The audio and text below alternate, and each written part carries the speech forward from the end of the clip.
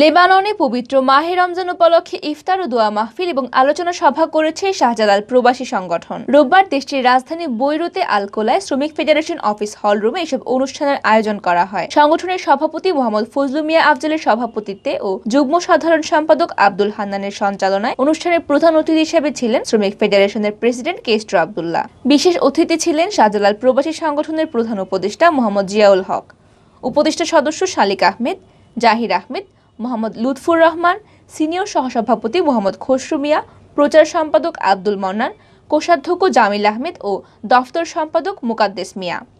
শুরুতে কোরআন থেকে তিলাওয়াত করেন আব্দুল মমিন এবং শুভেচ্ছা বক্তব্য রাখেন আব্দুল মন্নান। অন্যান্যদের মাঝে বক্তব্য রাখেন সহসভাপতি শাহিন আহমেদ, বাহরান খান, সাংগঠনিক সম্পাদক আব্দুল রহিম, সহকোষাধ্যক্ষ শাহিনুর আহমেদ, সালমান আহমেদ, আব্দুল আজিজ, আনোয়ারা মোল্লা ও দেলোয়ার হোসেন। অনুষ্ঠানে উপস্থিত ছিলেন সাইদুর রহমান, জিলু মিয়া, জুনাইদ আহমেদ, রুবেল আহমেদ, মোহাম্মদ আলী, আবুল হাসান, রেজাউল হক, আনসার আলী, জাহানারা আক্তার লিজা, সাদ্দাম মিয়া, মোহাম্মদ আলী ও মিসেস সাহারা প্রমুখ।